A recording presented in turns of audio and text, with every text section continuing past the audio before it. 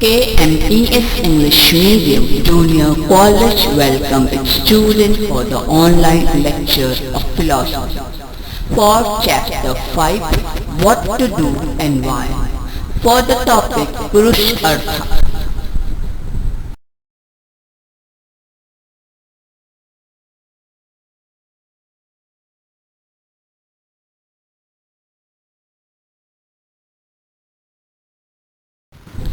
Students, in today's lecture of Chapter 5, What to Do and Why, we are going to cover the following topics. In Purushartha, we are going to see Chaturth Varga theory. Then we are going to see the types of karma and the different Indian school of philosophy.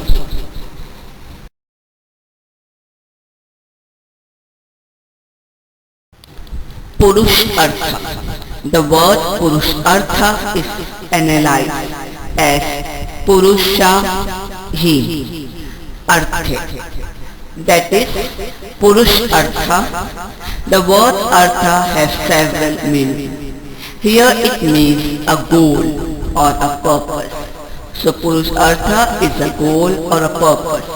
The term Purushartha means the goal or the end that every human being wants to see in order to lead a better life. In the early period, three goals were suggested, that were Dharma, Artha and Kama. So this theory was known as threefold Triya Varga theory. In the later period, moksha was added to these three goals, and this version is known as Chaturth Varga theory. That includes the four Purusharthas, the goal of human life, that is Kama, Artha, Dharma and Moksha. Let's study each of these Purusharthas in detail. The word Kama refers to man's desire or wishes. In framework of Purushartha, the word Kama is related to the physical pleasure. These physical pleasure include sexual pleasure, other sensual pleasure, as well as appreciation of art and beauty. Since the desire for these pleasure is natural, it is considered to be one of the Purushartha. Artha. The word Artha refers to money, wealth, possession. In the broader meaning of Artha, it is the material means necessary for the fulfillment of the desire of physical pleasure. It means Artha has an instrumental value. Without this means, Kama cannot be satisfied. Therefore, Artha has been included in the Purushartha. Dharma. The word Dharma is very rich in its meaning. Today, we often use the word Dharma as an alternative to the English word religion. Dharma means a community of people that share similar conduct, value, belief, practice of worship, etc. The concept of Dharma has several shades of meaning, like community, customs, modes, laws, rules, moral, duties, etc. When we make statements like the Dharma of fire is to burn or the Dharma of water is to flow, we are talking about the natural or essential attributes of objects. The word Dharma derives from the root Dharu. Dharu means to hold, to support, or to hold together. According to these basic senses, Dharma is the principle that holds the universe together. This meaning of Dharma is closely related to the word Ruta. According to Ruta, the meaning of the word Dharma too has significant ethical dimension. Dharma is essential in order to maintain the society. The function of the above mentioned laws, rules, norms, etc. is to keep the society together. Hence, in the broader sense, they are included in Dharma. In order to hold the society together, each person must perform his or her duty honestly. What are these duties? What are the do's and don'ts for an individual? Dharma Shastra gives information about what are the rules of individual should follow in personal and in society. The text Dharma Shastra can be said to be the books of laws of ancient times. In Indian traditional morals, laws, custom, belief, ritual have all been together discussed. The duties that Dharma mentioned are divided in Sadharan Dharma, general duty, and Vishesha Dharma, special duties. The duties that individuals are of any age, race, gender, or class are supposed to perform are called Sadharan Dharma. Satya, Ahimsa, Asthya, patience, non-aggression, temperature, etc. are included in Sadhya Dharma. This Dharma is social in nature. The duties that a particular person is supposed to perform on the basis of his Varna ashram, which means the duty based on his or her social position and the particular stage of his or her life are called Vaishiksha Dharma.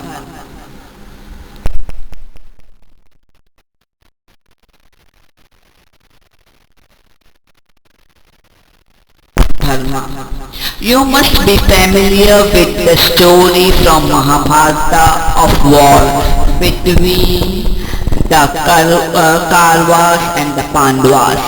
Right at the beginning of the battle, after seeing his own relatives, teacher, friend in front of him in the battlefield, Arjuna faced a moral dilemma, conflict, which what is the right to kill all these people who are mine just to establish the Pandavas' right over the kingdom?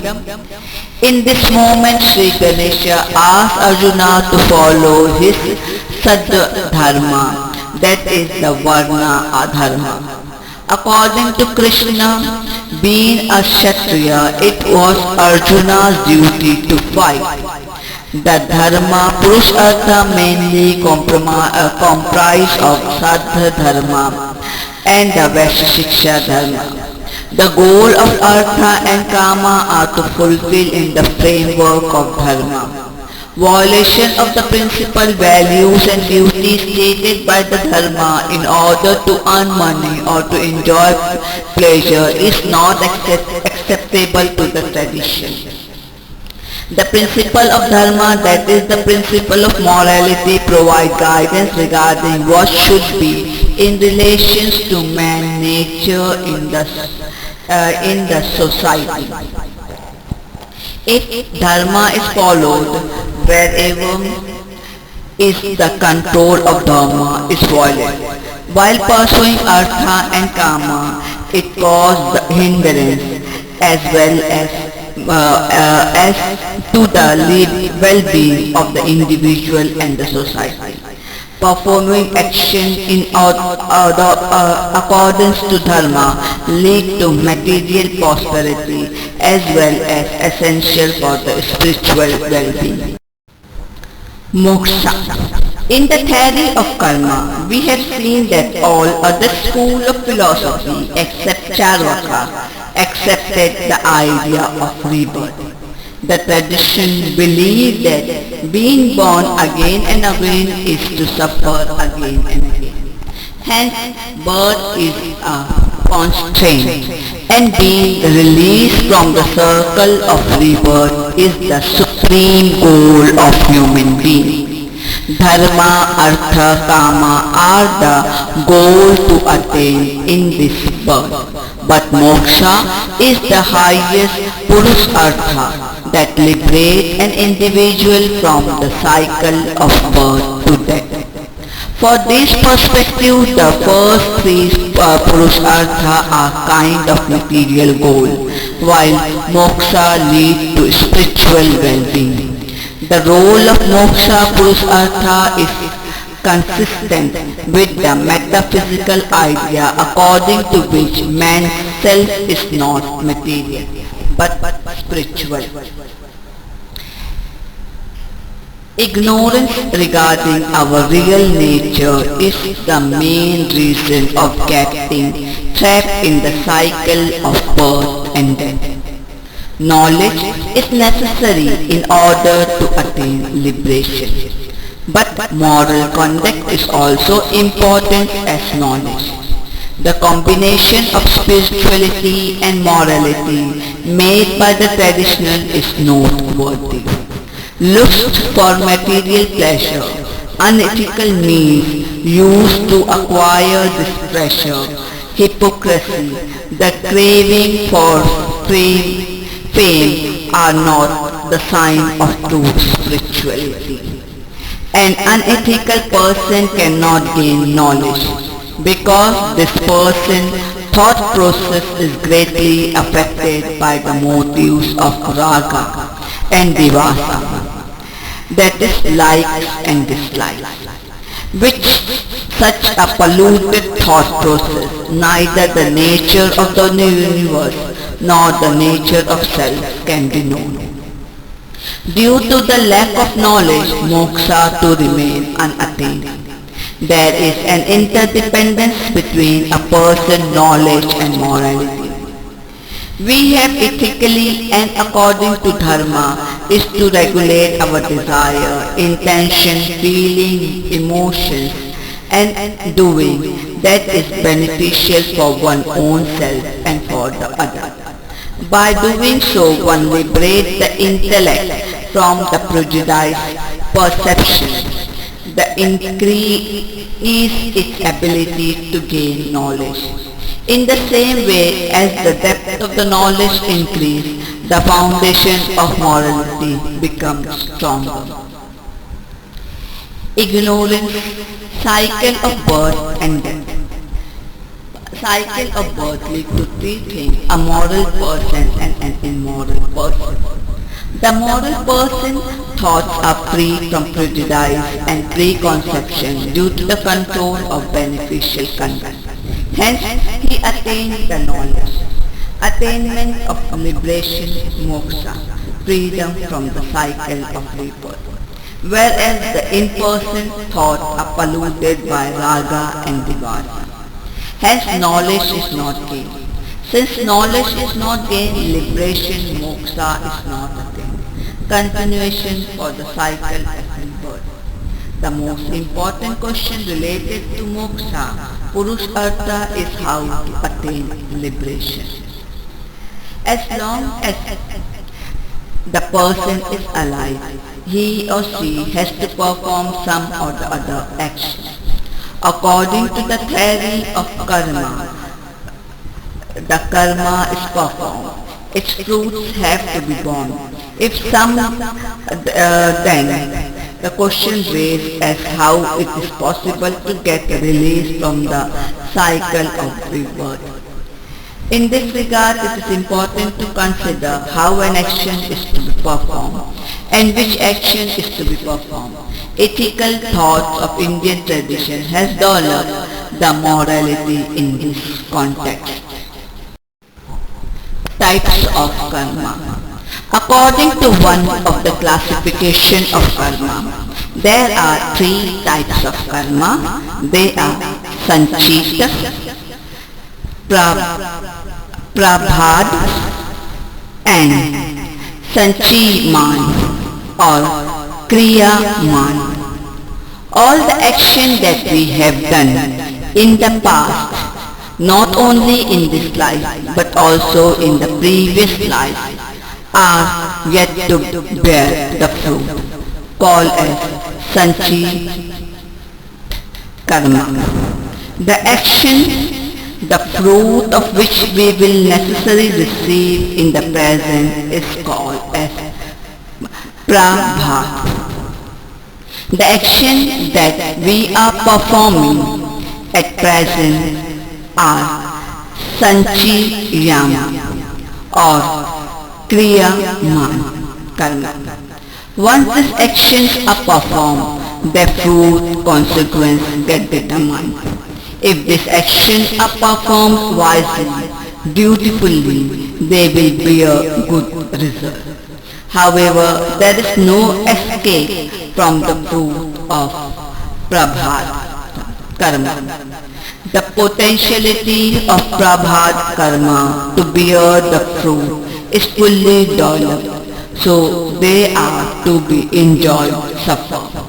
Hence the potentiality of Sanchaya Karma are not yet fully developed. We can get rid of them. The Vedic tradition suggests various ways to get rid of them. According to one of the views, if one acquires knowledge, one does not have to bear the fruit of Sanchita Karma, accumulated deeds.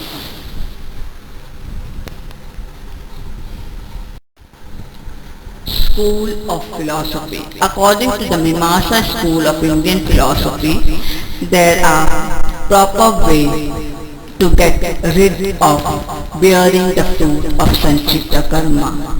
It is Nitya Karma, regular daily duties, and Naimitya Karma, to be performed occasionally, as stated in the scriptures.